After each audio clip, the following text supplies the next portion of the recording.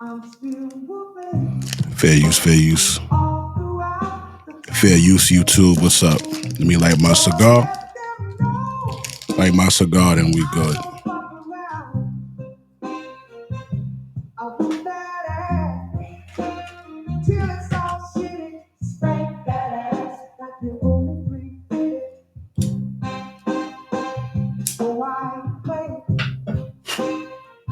I'm here to win. What is the time for lunch break? I'm the one who brings you pain in the night. I won't last till the morning light. Already told you I do not play. I beat that ass every single day. I beat that ass every time. Shake that ass, feel it all the time.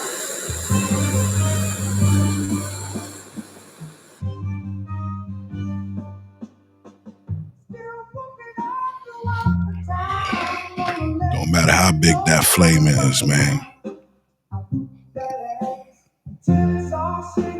Got that bitch.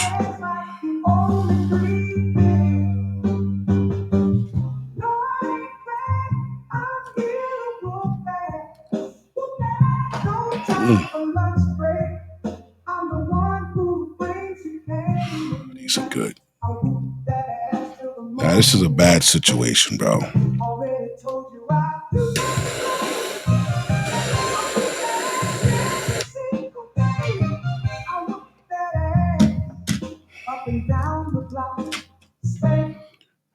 Fair use, fair use, fair use, YouTube. Yeah, this is a bad situation, guys. I've been going over the requirements for pilot status and all of this other shit. You got to have a certain amount of pilot and command time and all of this shit. Different conflicting statements. She had 450 hours. She had 500 hours. All of this other shit. I do believe that there's a lot of rhetoric going around to kind of cover for her. And I also believe that she was a dope person. I think she was a wonderful person to be around, man. Just going through, pictures and things like that. They finally released her name of the female pilot. So that brings me to that. Should she be a pilot, though? She'd be an amazing person. Could be Prince Diana. But should Prince Diana be a pilot? Let's get into it. But first, I want to show you something that happened on a American Airlines flight. This is the pilot trying to offer comfort to the passengers because they know people are shook of flying, especially flying with them. So listen to this. Maybe fearful about flying, and that's certainly understandable. But just please know that my first officer and our flight attendants and myself place your safety and the responsibility of carrying you to Miami, to your families, your vacations, your meetings, at the highest level. I have no higher calling than carefully and professionally transporting you today. So with that, relax and enjoy the beautiful evening that we get to fly in. We'll be underway shortly. Welcome aboard. After American Airlines Flight 5432, this American Airlines captain just said the exact words that I and everyone else needed to hear. So shout out to that American Airlines pilot.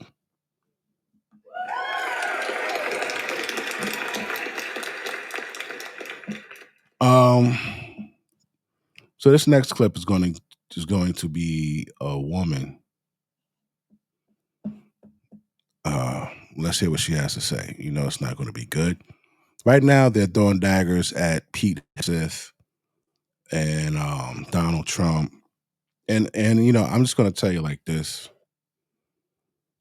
I don't give a fuck what you say about Pete Hegseth. I don't give a fuck what you say about Donald Trump. If I could snap my fingers and change it, I wouldn't change a thing on who was selected for these positions. They're already lying on Mr. Hegseth. They said, oh, he said women shouldn't be in the military. He did not say that. So the fact that that is what they lead with, you already know that they're disingenuous. They're in their feelings and they're lying.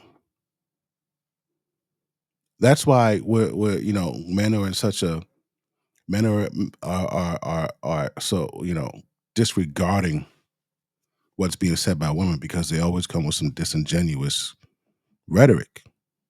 Come with the truth. He didn't say that. You know he didn't say that. And even if that's what you thought you heard wrong because you're hearing with your fucking feelings. He didn't say women shouldn't be in the military. You know he didn't say that.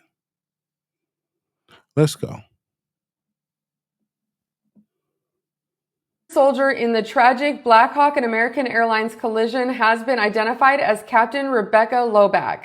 Captain Loback lost her life alongside Warrant Officer Andrew Eves and Staff Sergeant Ryan O'Hara. According to reports, Captain Loback's family withheld her name due to implications that this was a result of DEI hires. They want to make it clear that Captain Loback earned her role as a pilot with. So here's my question: if you withheld it because of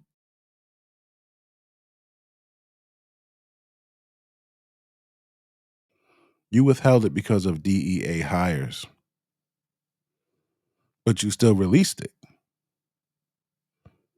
like a couple days. That makes no sense, bro.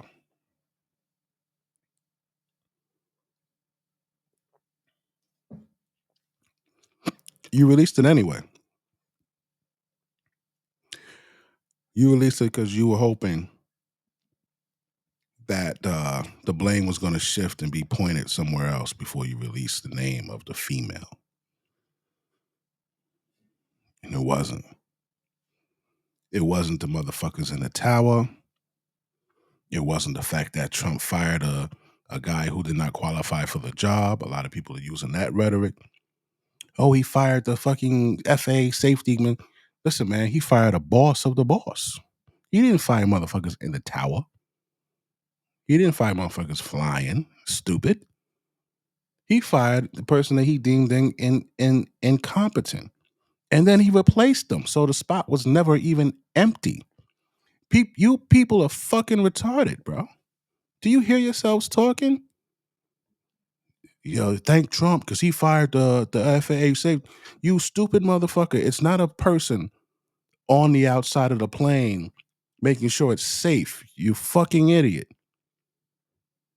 It's the guy that does the paperwork and reads reports and says, all right, yeah, fire him or signs shit. He had nothing to do on that day with anything or any other day. Stupid. All right. Let's go back to this one. Over 450 flight hours, she commissioned in the Army in 2019. She received multiple awards and recognition. She was a certified sapper advocate, and she held the coveted. Yeah, listen, I don't. Great. That all of that's cool. I don't give a fuck about that. Neither do the people who lost their family members. Nobody gives a fuck about that, bro. That like you're trying to compound accomplishments with fucking competence. You know what I'm saying? And no, it doesn't equal. It doesn't equal. Role as an aide to the White House under Biden's administration. This is her last month when she escorted Ralph Lauren through the White House as he was. Yeah, she don't look like she could fly a goddamn Black Hawk. So I'm sorry. She don't look like she could fly. Awarded the Presidential Medal of Freedom. It appears that President Trump's administration. Yeah, dog. Look at this here. Nah, bro. I'm sorry. She doesn't look like she knows what she's doing. She look like she's playing and having fun playing, bro. She doesn't look like she's taking this shit serious. It's just fun. Has since claimed that their comments on the DEI hire were It's like, yeah, I fly Blackhawks. You're like, they let you fly Blackhawks? She's like, yeah. No. not specifically related to those in the helicopter, but possibly to those working in the FAA at the. But it's unfortunate that due to those comments, her family feared releasing her name to the public.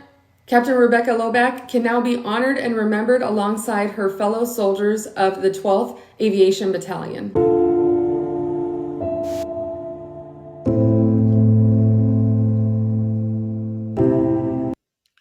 Now, what we're doing is we're playing the sad music. We're setting the mood for you and all of this good shit. And we don't care about the music. All right. Now, here's the thing that I don't understand. I believe this is the guy. Yeah, that's him, Eves, right? Okay. He had more flight hours than her. He used, from what they said, 7 hours. 7 years. All right. So here's my question: 7 years experience, and you had this guy's crew chief, him right there. All right. So here's the thing that I don't understand.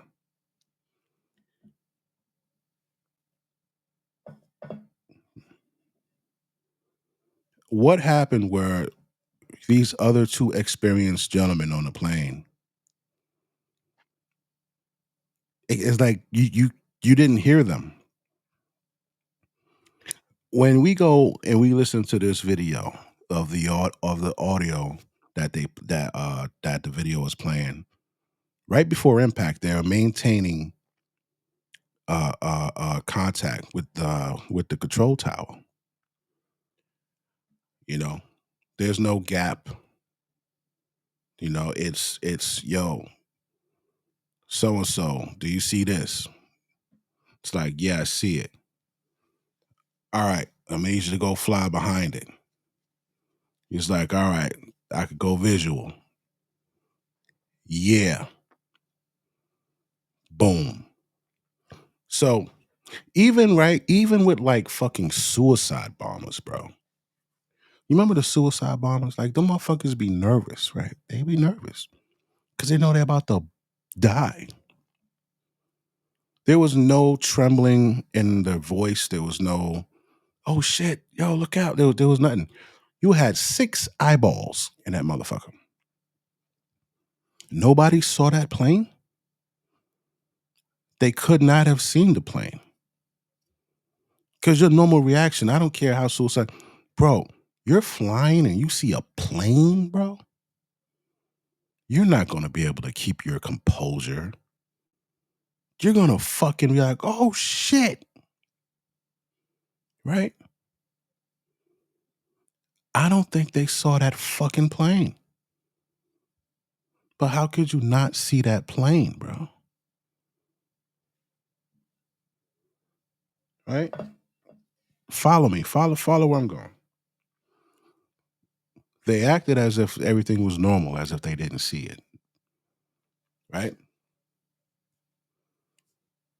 He's coming this way. This camera is the plane. I'm the fucking Black Hawk. Oh shit! Like you don't see the motherfucker right there? How you don't see it?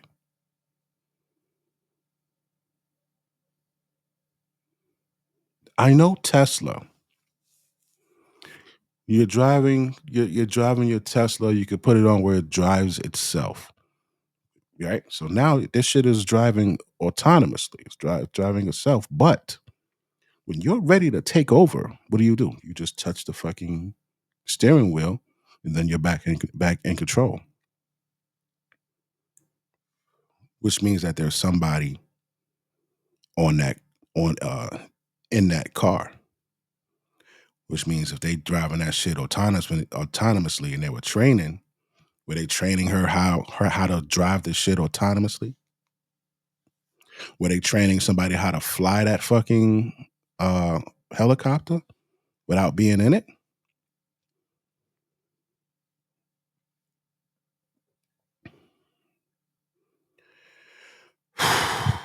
This is the weirdest fucking crash I've ever seen, bro. Everything else is cut and dry. Oh shit, we're going down. Boom. You know what I'm saying? This shit isn't cut and dry. A head-on collision, you don't see it, but you're at the same level. You don't make any sounds. Yeah, everybody's well composed.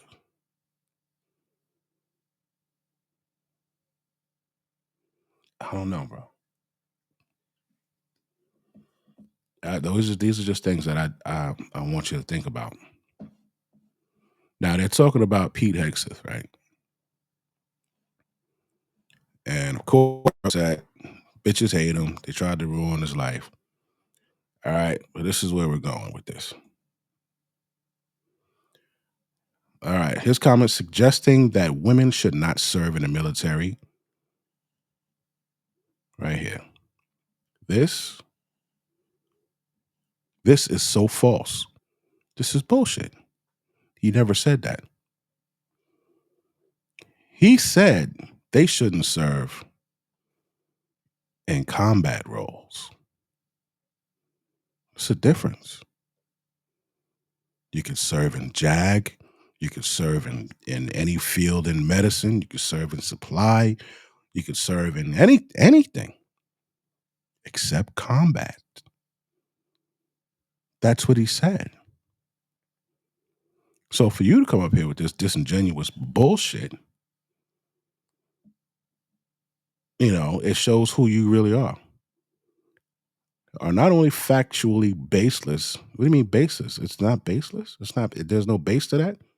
Women should not serve in the military. There's no base to that. Okay, but also deeply insulting to the countless women who have sacrificed their lives in service to this nation. Question: voluntarily, right? Well, okay. Bitches don't get drafted. Bitches don't get drafted. All right. Pete Hegseth's remarks are particularly uh, galling in the wake of a tragic death of Rebecca Loback. Boom, boom, boom. Lisa McCormick. To dishonor her memory and the service of all women in uniform with such ignorant rhetoric is nothing short of despicable. I'm so sick and tired of you bitches. The crash, among the worst aviation disasters in modern history, left no survivors. Distinguished military graduate, University of North. We don't care about that. Active duty aviation officer in 2019. Okay, she was one of the pilots of the Black Hawk that collided with an American Eagle flight. Loback had 500 hours of flight time, considered normal. Eves had 1,000 hours deemed experience. Yeah. I just don't take her seriously, bro. I don't take her seriously as a Black Hawk pilot shooting missiles and shit like that. I don't see her as that. She's a very happy-go-lucky, fun to be around person. I don't.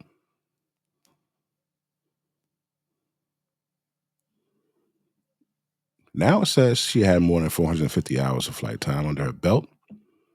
Earned a certificate as a pilot in command. Okay, so she had a pilot in command under guidance of the most senior and experienced pilots in her battalion, according to her family. And how it crashed is still a mystery. All right, so here's my thing.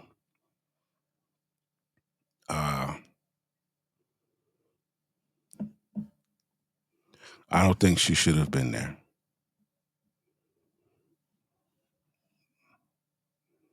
Um,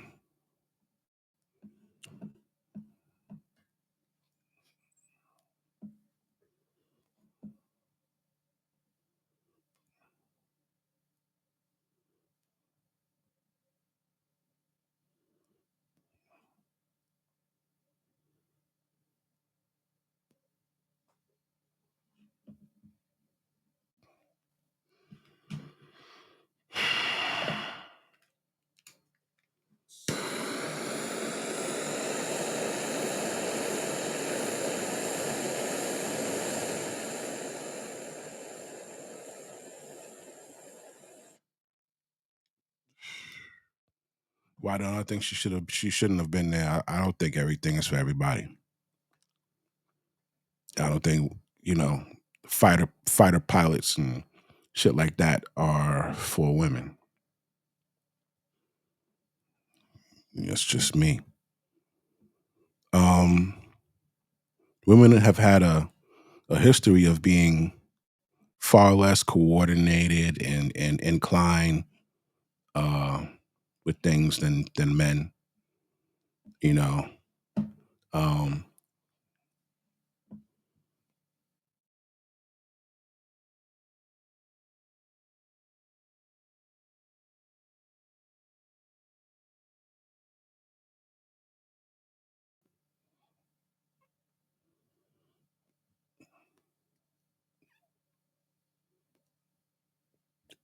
but other than that, that doesn't mean that they are not an outstanding person. They can be an outstanding soldier, as they used to say when I was in shit hot.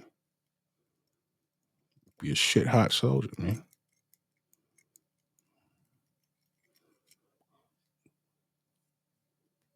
That doesn't mean you should do this though.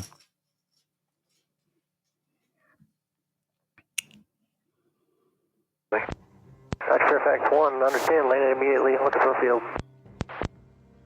Up 6, yeah, go ahead. Black X3, 6, yeah, go ahead. Understand, landing immediately, looking for a field.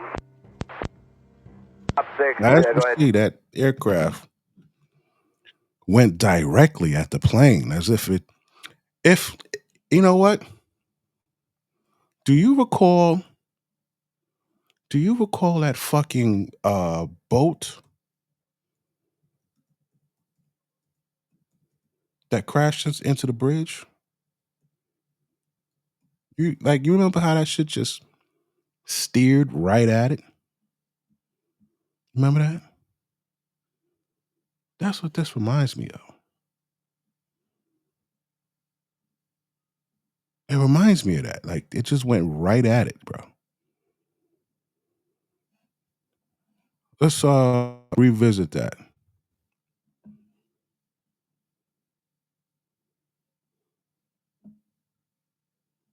Right? It runs right into this pillar. You're gonna see the bitch turn right to it. You see it turning? You see that turn directly into it. Purposely. Right before the moment of impact. It turns right into it.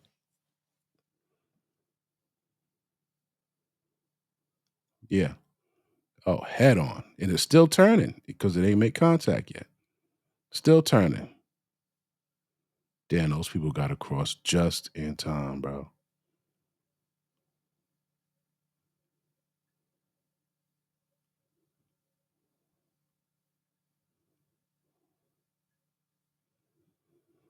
So when we look at that, one more time. When we look at that, when I look at how this fucking plane just made its way to fly right into that. 1, understand, landing immediately, looking for a field. Up 6, yeah, go ahead. Black X3, Black Jack 3, proceed directly to Glebe. I need you to land. Black Jack 3, proceed. Right.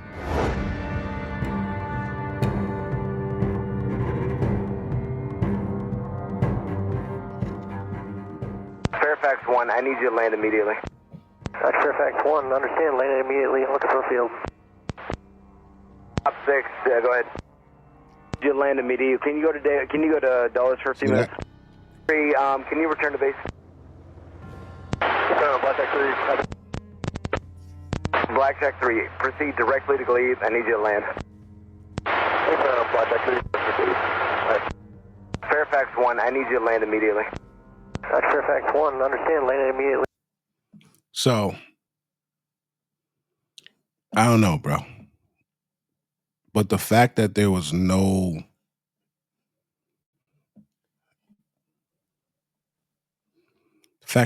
fear right before impact, And what lets us know that there was no fear right before impact was that there was direct communication constantly right before impact, bro. Which is weird. At that time, it was the pilot wasn't identified. So Rebecca, this is the pilot that was flying the Army aircraft that ran into the jet. Now I'm trying to choose my words carefully because I don't want to be insensitive to people's feelings and the family and the victims involved. That's definitely true. Me, I probably failed at that. I was trying. If you watch my other content, if you watch my previous content, you know, I don't hold back when I'm talking about women. But I did curb it quite a bit, you know, out of respect to people who lost a friend. They lost a friend, man. There's people that were cool as hell with this lady. Cool as hell with her. That loved her. That's why I said when I in the beginning I said she was a dope individual, right? But that doesn't mean that she should be flying a damn helicopter. But I have to be honest here and just give my honest opinion. I don't think she was qualified to be flying that helicopter. She didn't have enough hours, in my personal opinion. Now, one of the soldiers that was on the helicopter with her, I think, had over 1,000 hours of. And that's why it's so crazy because it's not like he's not on a fucking helicopter and if she crashes, she crashes. Like he's on that shit. So his ass is on the hook too, right?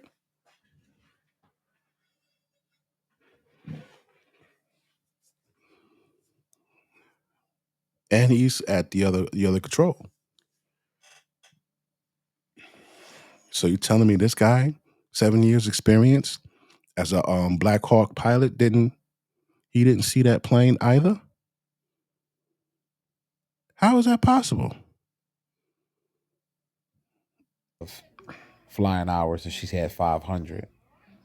The reports are stating that she was up too high, and that was the reason why they collided with the jet.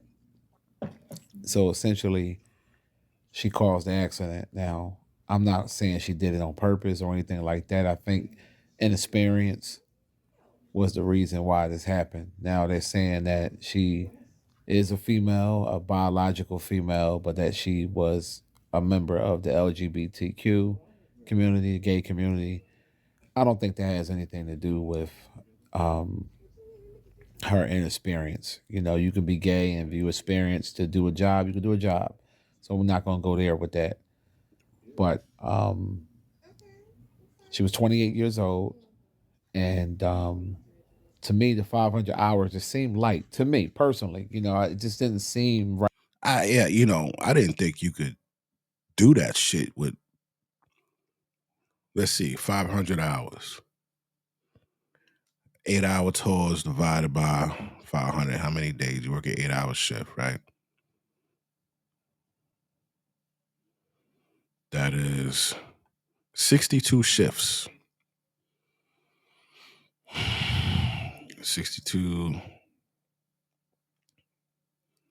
divided by 12 months. That means you got to fly 5 times a month in a year. 5 times each month.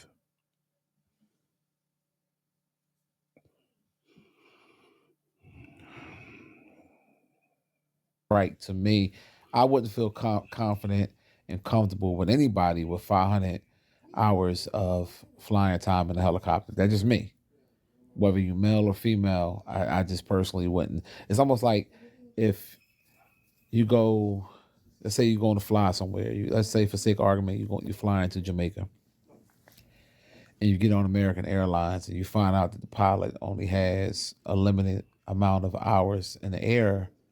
It's going to make you feel a little uneasy, and I think the inexperience and the lack of training that this woman had is what caused these other deaths of the people that was on the jet and the people that was on the helicopter. And rest in peace to them.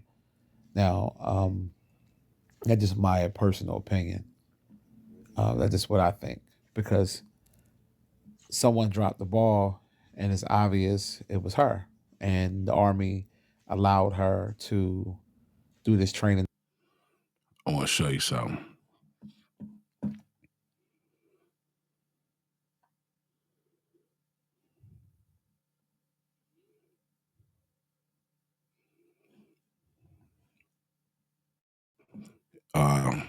In contrast to what he's saying,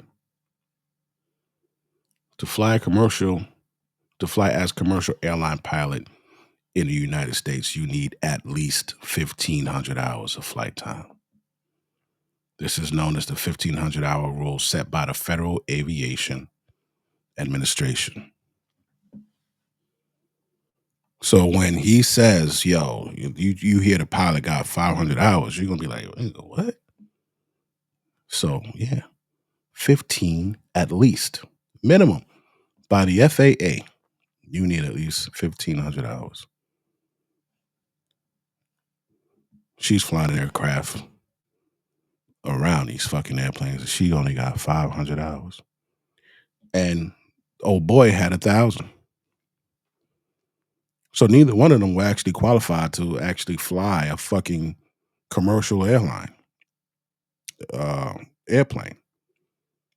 Although they're two different aircrafts, but still, it's about being in the fucking air in an aircraft.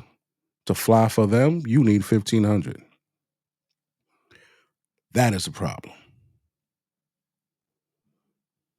An exercise. Why would they do it right there in the middle of of planes landing in the airspace, especially with someone that wasn't that much experience? Doesn't make it blows my mind. I'm sorry, it just blows my mind, and I'm not going to sugarcoat how I feel. You know, it's a tragedy all around the board. She lost her life as well.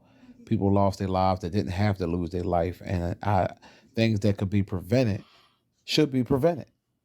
If you're not qualified to do certain things, you shouldn't be in certain situations, and that's just what it is. You know, and so I personally just feel like she's at fault. I'm just going to be honest and say that. I'm sorry. Not trying to be smart or anything, but I felt like if she was more of an experienced pilot, she wouldn't have made that mistake. She wouldn't have been up too high, and that plane would have landed perfectly, and everybody would have been alive to be with their families. But because of lack of experience, a lack of training, um, the Army dropped the ball because they allowed her to operate that machinery.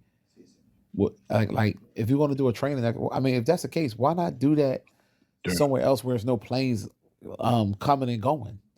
You know, until you get, a very experienced where you are expert at doing certain things and you able to maneuver and get out the way. Y'all seen the video. Let's just be honest and keep it real. You seen the video. You seen how it's like the helicopter just stayed there, didn't even try to maneuver. Yeah.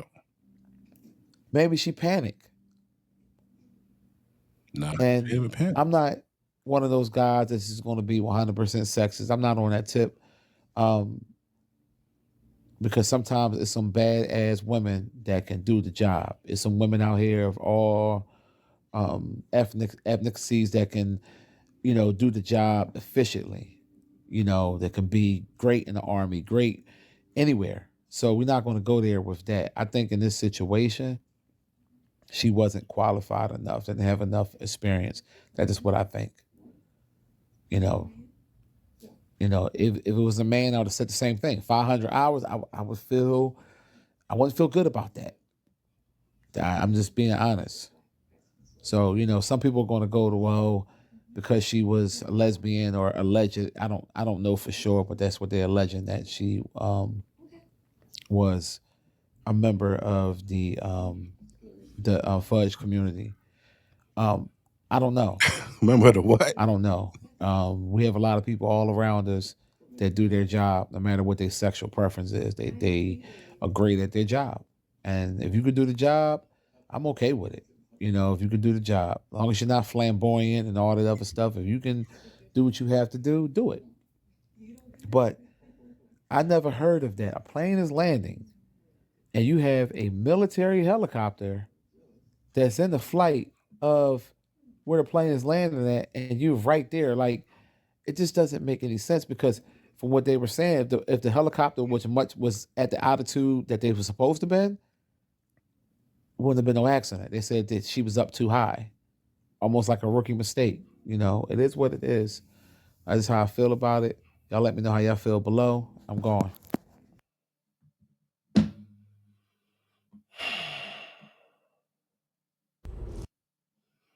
That was good. It's a good video.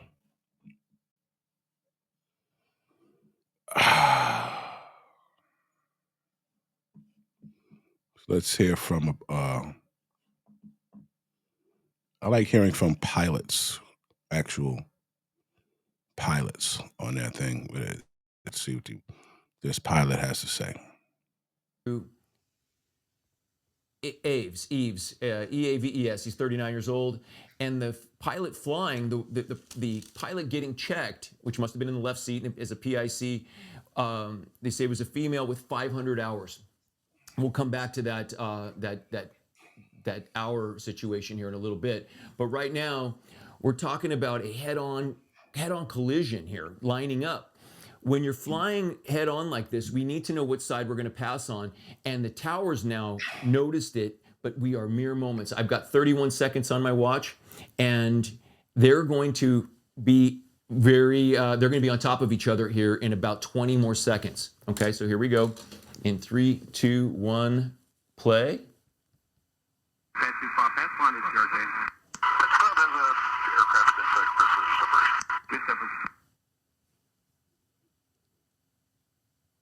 American 4782 by Bath now for an individual.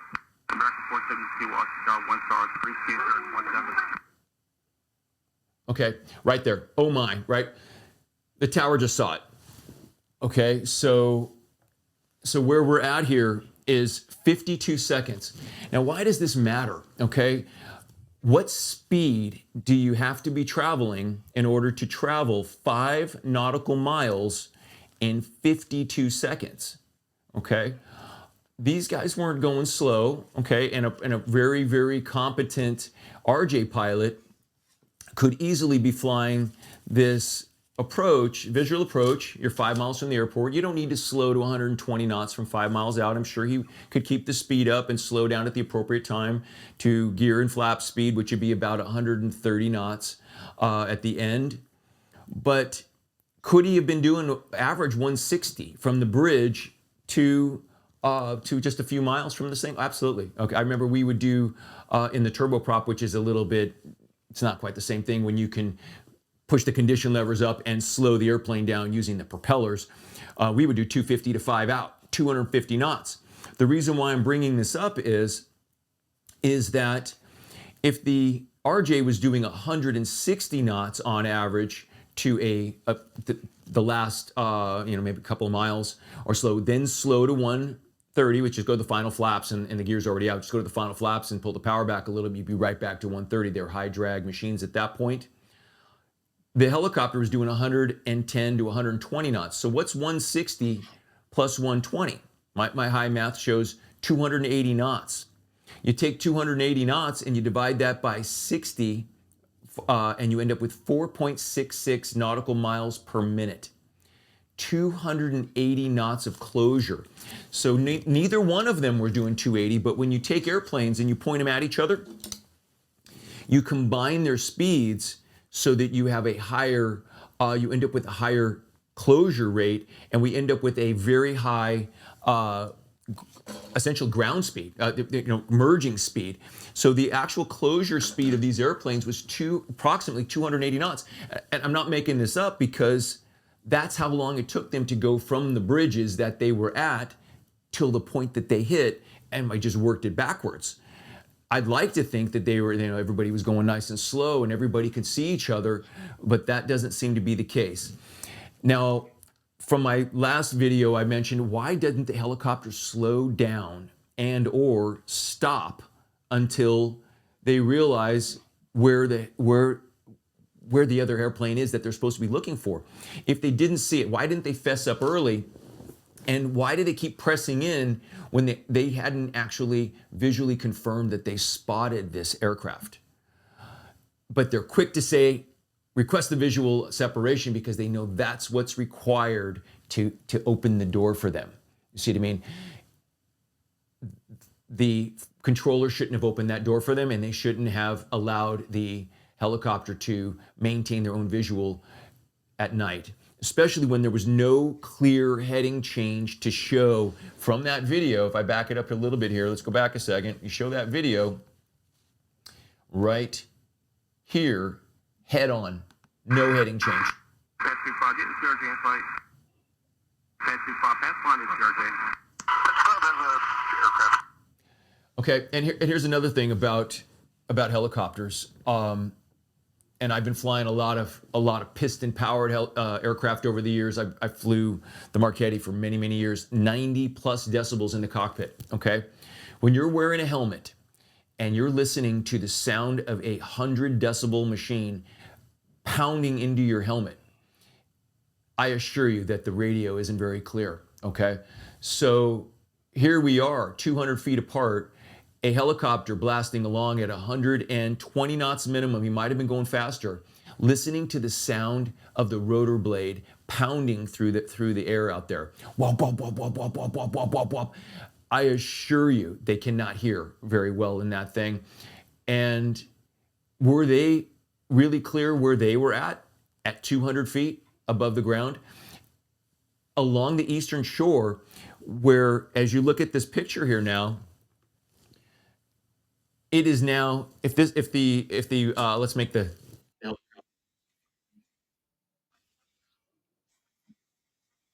and the RJ is here.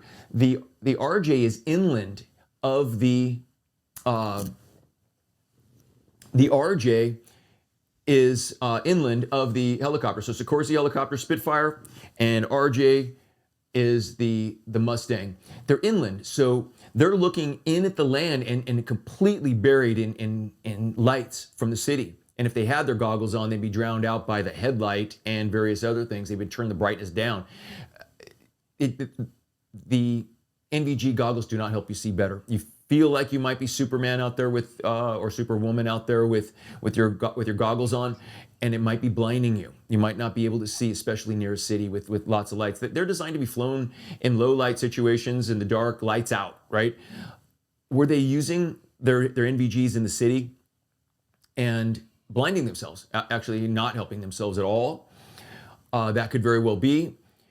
And when the tower doesn't see them make the dodge, make the heading change, because when they spotted them, if they spotted them, they would have turned away. And if he knew where the runway was, which he knew that guy's going to have to be making a left here in front of him at some point, he would have moved to the east, which in this case, coming south, and been a left-hand turn as he plans for the RJ to make a left in front of him. It would show situational awareness to be doing that, and that didn't happen. Okay, so these are critical steps. And 300 feet, 100 high. Okay, which leads me to my next point. I thought about it over the night, and barometric pressure error. Okay, what kind of display does the H60 have? And I pulled up here a cockpit of a, let's pull it up here for you. And how about this one right here? Let's go back to this right here. This is an H60 helicopter outfitted with what appears to be like a Garmin G5000, I believe, setup. And Pat may have had this. This is the upgrade for that Black Hawk series, that they would take an old helicopter and make it new. They would upgrade. Bro, if that's the cockpit, bro, how the hell do you not see the plane, bro? If you're going right at the fucking plane, right? This is your cockpit, you're going right at the plane, bro. because you run right into it. Right?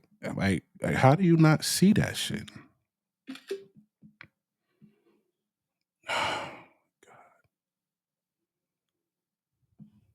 Graded to a much newer panel. And when I first started flying G1000 over COVID, I went out and flew a Cirrus, and I flew the G1000. Guess what my first question was? How do you set the altimeter? Because it's not easy. There's not just a knob that you just grab and set the altimeter. And as I did some research on this event earlier today, I found that all of the TCAS, ADS-B, and the altimeter for the aircraft, everything relies on what you dial in to what we call a Kollsman window, Kollsman. And what that Kollsman window does is allows you to adjust your barometric pressure so that the altimeter reads accurately for you, so you know how high you're flying above the ground, so that it reads accurately when you land at an airport that has 50 feet of elevation, that when you land, your altimeter reads 50 feet, and when you're flying at altitude, that your altitude, say it reads 5,000 feet, and the other guy's altitudes are reading at 6, that you're really the right distance apart from airplanes. Absolutely critical that thing is dialed in right. Okay. All right. I'm sorry.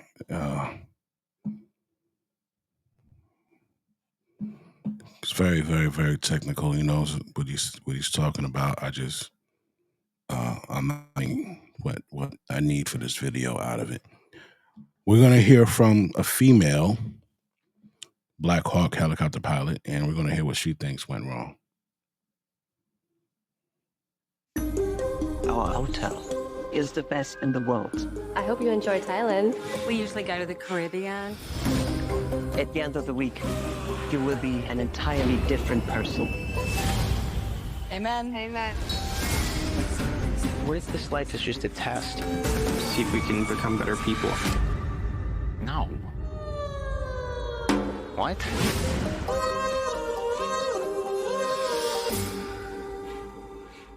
Three different things happen. First of all, they only had a crew of 3. And if you're flying a visual flight plan in a crowded airspace like this, they really should have had 2 crew chiefs in the back of the helicopter to clear each side, as the pilots only have visibility from. Here we go. This is what I want to hear. She just identified that they were short 1, right? You need 2 crew chiefs. 1 to look out each fucking window. Okay. Straight ahead, 12 to 3 o'clock, or 12 from 9 o'clock to 12 o'clock. So you only have visibility of the front 180 degrees. Your crew chiefs clear the back. If you only have 1 crew chief, how much can you clear? The second one is, it is, whether they were on night vision goggles at that time or not, it is a very cluttered airspace. A lot of lighting and the lights reflecting on the river. And so with that, it's easy to kind of get a little disoriented as far as the height. They were supposed to be at 200 feet, which is the helicopter routing in that area, and it wouldn't have been a conflict, but they were not at 200 feet. Obviously, reportedly, the incident happened at around 350 to 400 feet as the airliner was descending. So that they were at the wrong height. So that's a pilot error. The first would be a policy error or choice. And then the third is air traffic control said, do you have the CRJ in sight? Well, there were two aircraft in their field of view, and actually only one was really obvious to them. And that was if you watch the video, the aircraft taking off in the foreground is probably the one they were facing, the pilots were facing, and said, yeah, I got it. The air traffic control should have said, do you have the aircraft at 5 o'clock? So they were looking at the rear.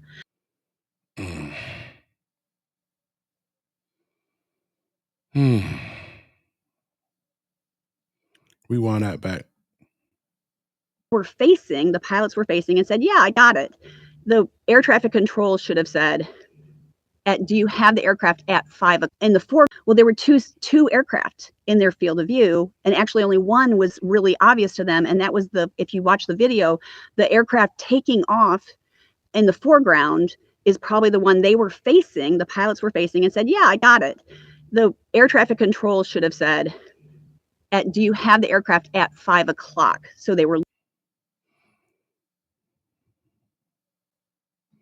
All right, so 5 o'clock is over there. Do you have the aircraft at 5 o'clock? This is 12 o'clock. This is who the fuck I hit at 12. Right? She's asking, do you have the aircraft at 5 o'clock? Well, that's the motherfucker back there. If they would have said, do you have the aircraft at 5 o'clock? That's behind them. They hit the motherfucker in front of them.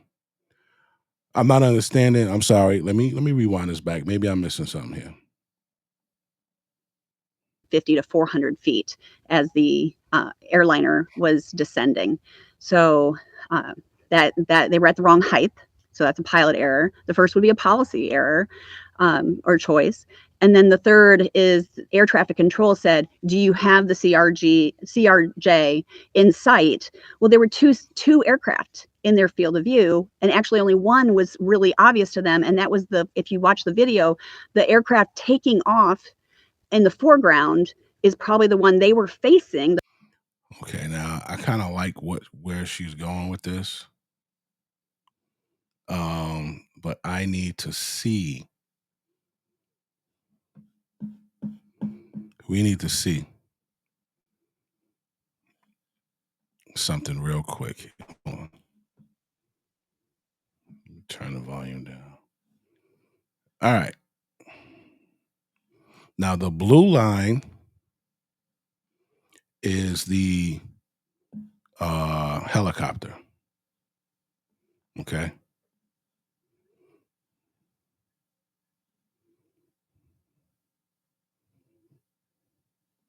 Now when she's saying 5 o'clock, they're at their 12. So 5 o'clock is going to be back here, correct? So they're heading this way. Do you have the one at 5? She's saying they should have said, do you got the one at 5? That would be back here. So I guess the plane that was taking off was back there. All right, let's go.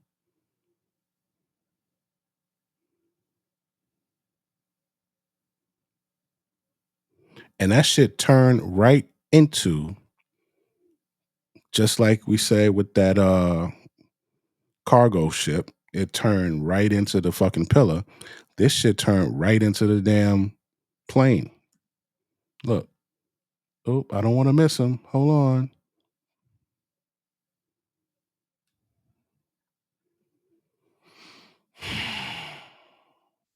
The jet hard for helicopters to see, especially at a low altitude. Makes sharply. Runway changes aren't unusual, but it meant the plane had to bow right before turning sharply left and cutting across the helicopter corridor.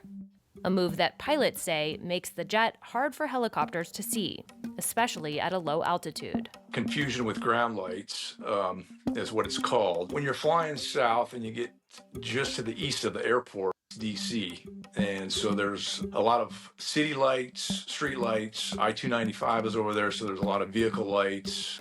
What happens is low-flying aircraft will get lost in the background of all those city lights, and you can't see them if they're moving towards you, away from you, or you can't see them at all. There are also questions about staffing of.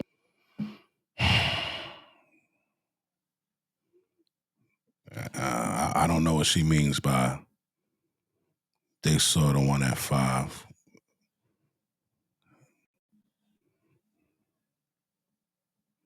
Sometimes women be saying shit to sound smart, like they know what they're talking about, and they be fucking that shit up, bro. The airliner was descending. So that they were at the wrong height. So that's a pilot error. The first would be a policy error or choice. And then the third is air traffic control said, do you have the CRJ in sight? Well, there were two aircraft in their field of view, and actually only one was really obvious to them, and that was if you watch the video, the aircraft taking off in the foreground is probably the one they were facing, the pilots were facing, and said, yeah, I got it. The air traffic control should have said, do you have the aircraft at 5 o'clock? So they were looking at the rear.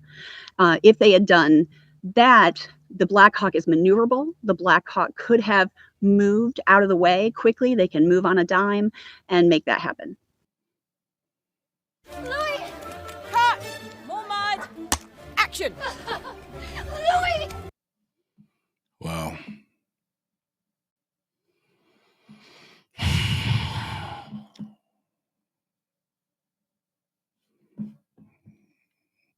We got another female. I'm getting the perspectives from females to see if we can come across one that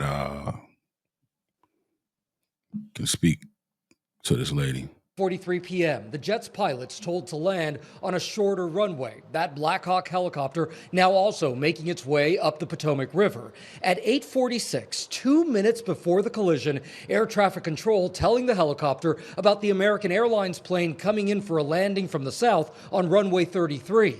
At roughly 8:48, asking the Black Hawk pilots to again confirm they see the jet. You can hear the alarm go off as they asked the Black Hawk, do you see that jet?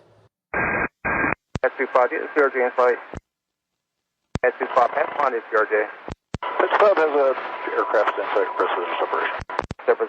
Seconds later, the collision. 3217. The NTSB saying they interviewed the air traffic controller heard in the final seconds leading up to the worst plane crash in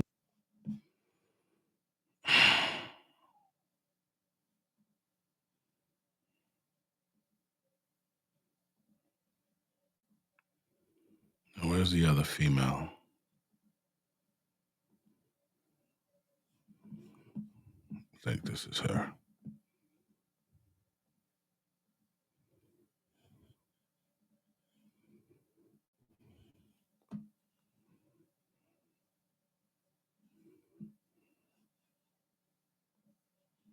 All right, let's go.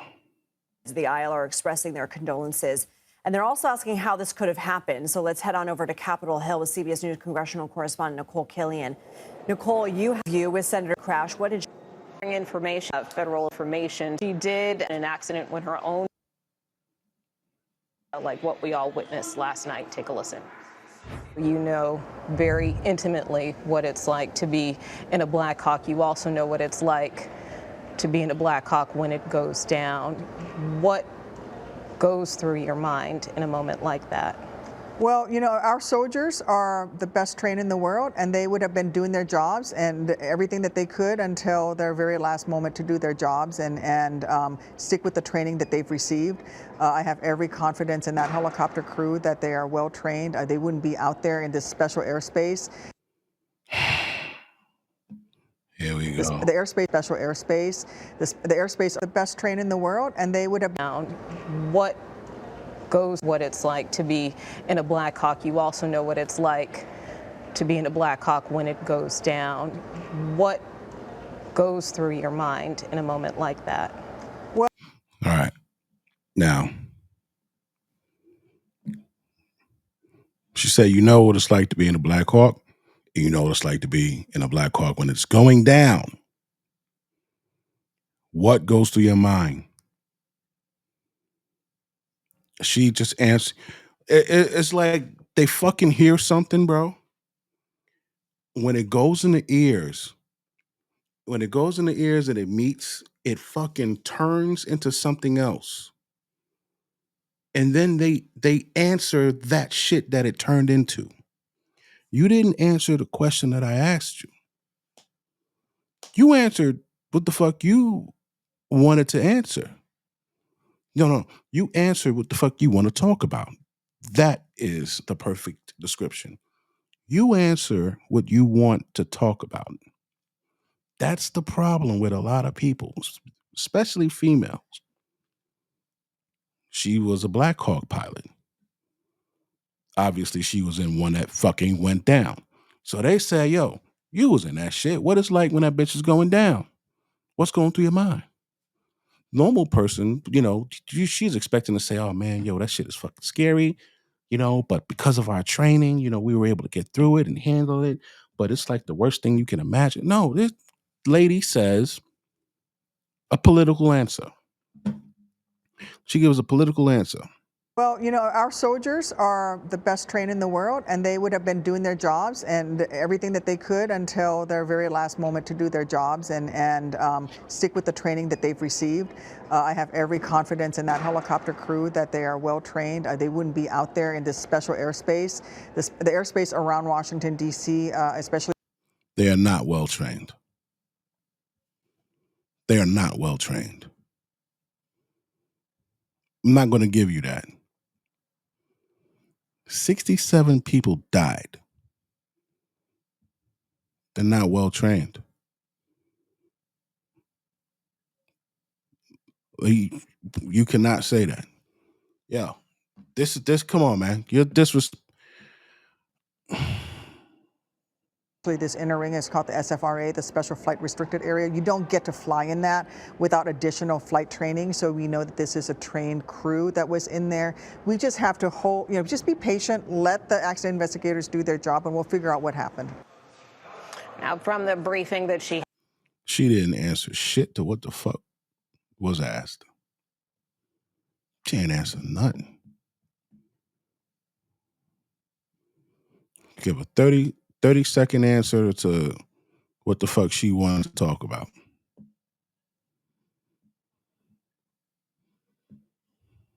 Blaming the previous administration's DEI policies for the crash, here's his reaction. I know they've identified one of the pilots, but if the other pilot was a woman. This is the father of the crew chief member. To me, I can't imagine being the parents of that other pilot if she was a girl, saying that because she's a woman, she was less capable than the man. I can't imagine the horror that those parents must be going through. I mean, I'm hoping that's not the case. I don't know who the other pilot was, but Ryan, I know Ryan respected the people that he flew with and trusted them with his life. And, you don't get to do something in the Army unless you're qualified,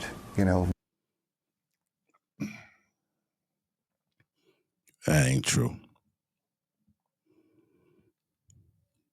How do I know? I was in the military. That statement ain't true. Everything is based off of who the fuck you know. How do you have people who aren't capable of shit in that bitch? You haven't seen motherfuckers or these people on there talking this shit, man? They motherfuckers don't know what they doing, bro. Did you know that military doctors are some of the worst fucking doctors? Did you know that? We fucking hated going to the doctors. God help you if you gotta go to the fucking dentist or some shit like that. They operate different, bro. I don't mean operate surgery. I mean,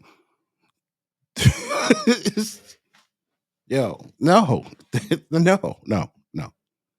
I gotta call bullshit on that.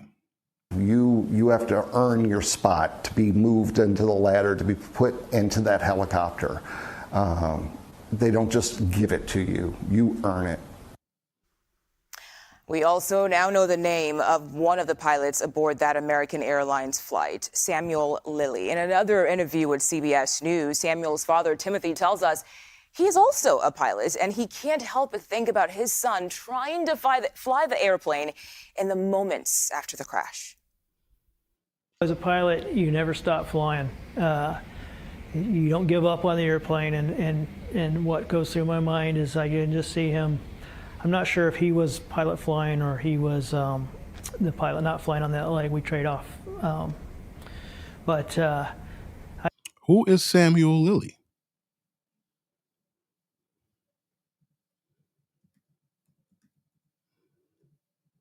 Who is that?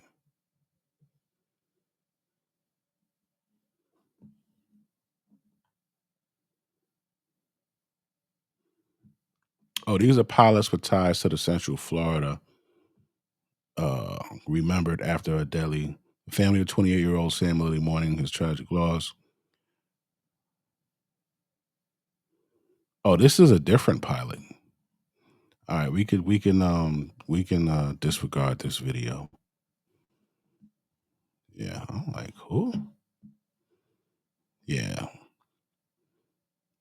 Tammy Duckworth. Man, she don't know what the fuck she talking about.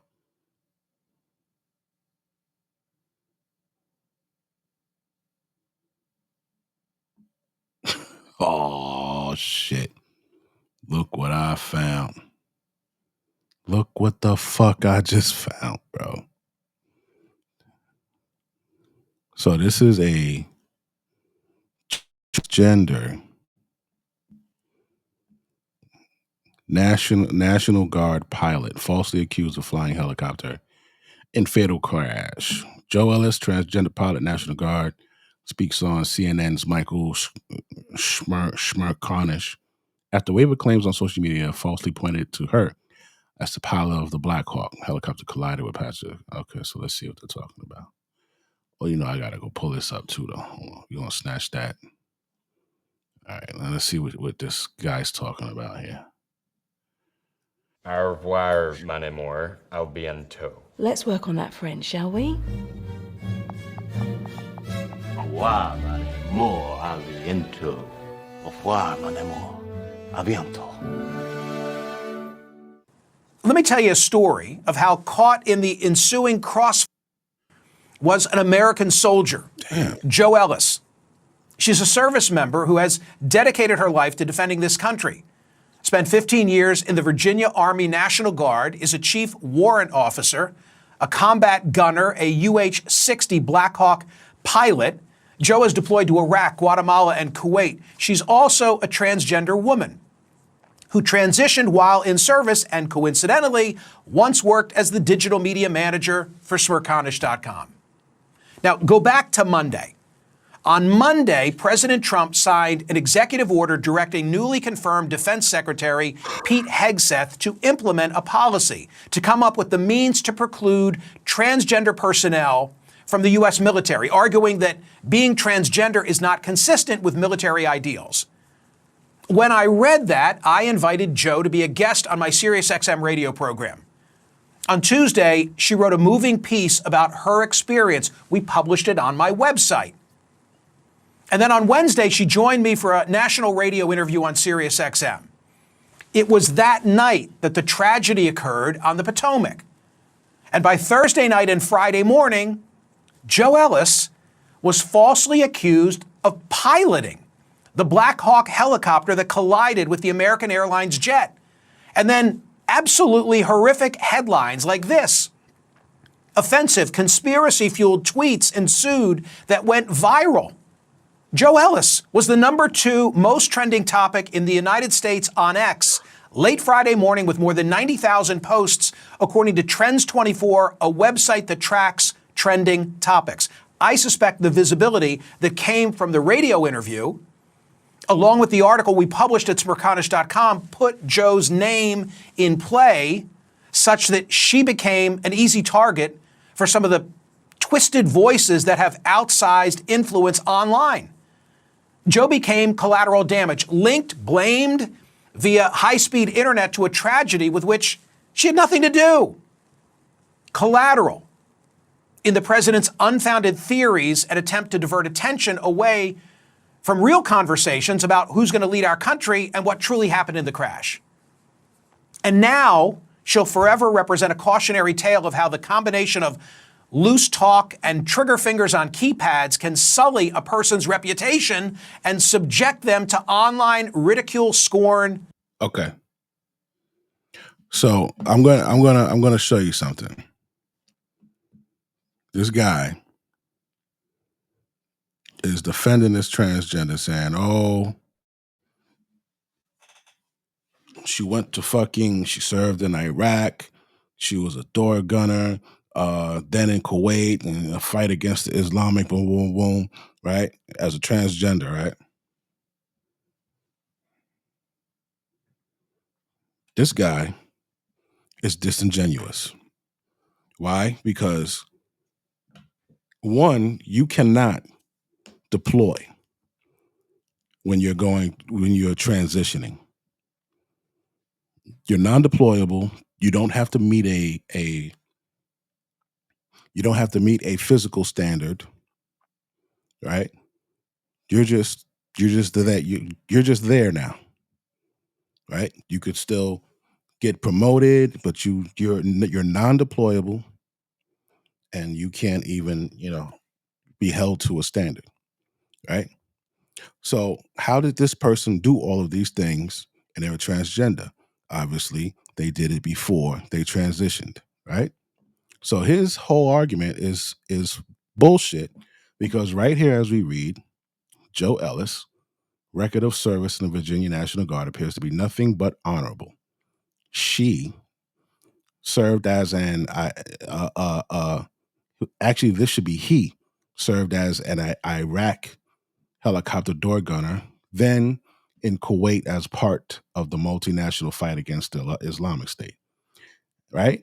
And in 2023, with the support of her commanders, began to medically transition to a female.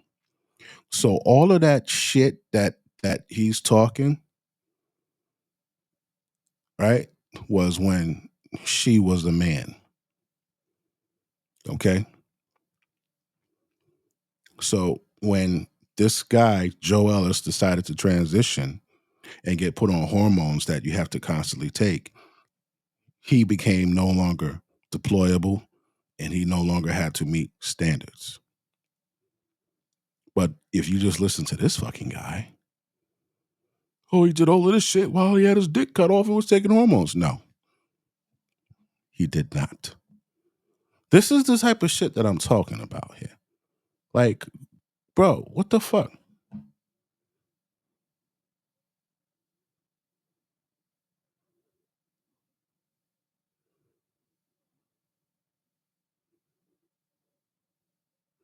Okay, so he transitioned in 2003, right?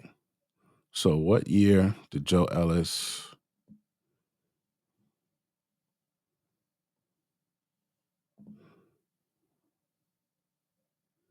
I'm gonna copy this, right?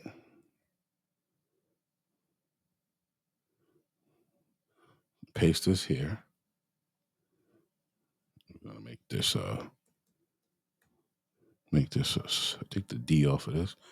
All right, serve. Now, what year did Joe Ellis serve in Iraq as a helicopter? Look at that shit there. 2011. Yep.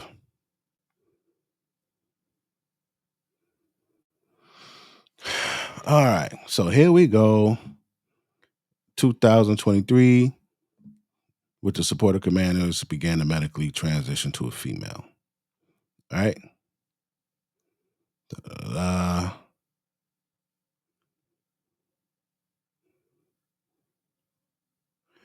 Older brother said was a tank operator, 2003. As a child, Ellis was highly religious. Wow. Okay, in 2011, 2 years after joining the Army National Guard as a helicopter mechanic, she deployed to Iraq. This was before she transitioned, where she earned the Air Medal for serving as a door gunner. 2014, went to assist in humanitarian operations. 2016, deployed to Kuwait, right? Oh, I'm going to make a video straight on this, blowing this shit up. All right. In 2020, began retraining as a pilot for the Black Hawk and Workhorse helicopter used by U.S. forces, right? But as COVID-19 thing hit, Ellis finally confronted feelings about her gender that had been trying to ignore for years. I really tried being a good man as part of the Black Hawk, All right. SEER training designed to prepare air crew for what might happen if they are forced to ditch their aircraft. Okay, what else? Yeah, time. How many? All right. Ellis wrote that she suffered from dysphoria since she was 5, but learned only to hide the symptoms. Okay. I got married, bought a house, raised a stepdaughter, played the drums in a church band. I really wanted to do those things, but Okay. All right. After therapy, soul searching, Ellis God damn it. After therapy, soul searching, Ellis started medically transitioning in 2003. National Guard member. Treatments were covered by the military. Treatments weren't covered by the military, so she paid for them out of pocket. She said she received overwhelming support from her commanders in the unit, female soldiers, going out of their way to make her feel comfortable in the barrack and restrooms. In her day job, she is an IT engineer. Described her hobbies as flying airplanes, racing cars. All right. Okay, so we're going to keep this here because as you see in real time here, I like to fact check. I don't hear what you say and then just believe you. And every time I do something like this, I hear all of this. Yeah, oh, this nigga about to get it. He gonna be mad at me. And threats. Joining me now is Joe Ellis. Nice to see you, Joe. How did this all happen from your perspective? Where were you? What were you doing when you found that you were being blamed for the Washington catastrophe? Thank you for having me, Michael. I want to reiterate that I'm speaking in a personal status, not representing the National Guard, U.S. Army, or Department of Defense. My heart goes out to the families of the victims, and they don't deserve these rumors. Friday morning, from a text message of a... All right, yeah. All right. So I need 2 pics. I need this pic right here. Okay. I need this pic here of this guy.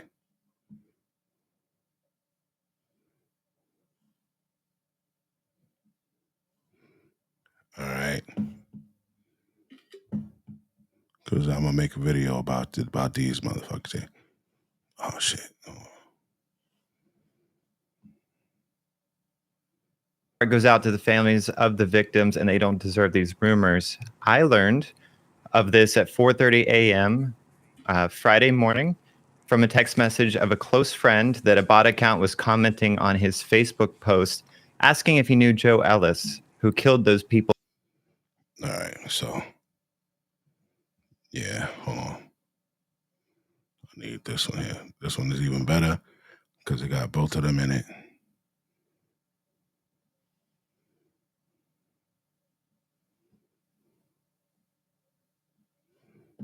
All right. Get rid of that. Back that up. Friday morning from a text message of a close friend that a bot account was commenting on his Facebook post asking if he knew Joe Ellis, who killed those people in the DC crash.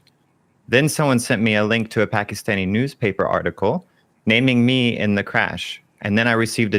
All right, there you go. All right, yeah. So nobody really still doesn't have any solid ground info on what happened. So we're gonna stay tuned for the next couple of days. You know what I'm saying? Hopefully after they check the black box, they check all of the transmissions back and forth, they could come up with something else to reiterate what we're actually looking for. And what stands out to me is that there was no type of fear or surprise or shock or being caught off guard or anything in those transmissions leading up to the plane crash, which is confusing to me. All right. There should have been some, we should have heard something. And when we look at the trace, when they traced that shit, it went straight to that motherfucker. So we're going to see what happens. All right. I hope you enjoyed the show. Hope you learned. Hope you got some value out of it.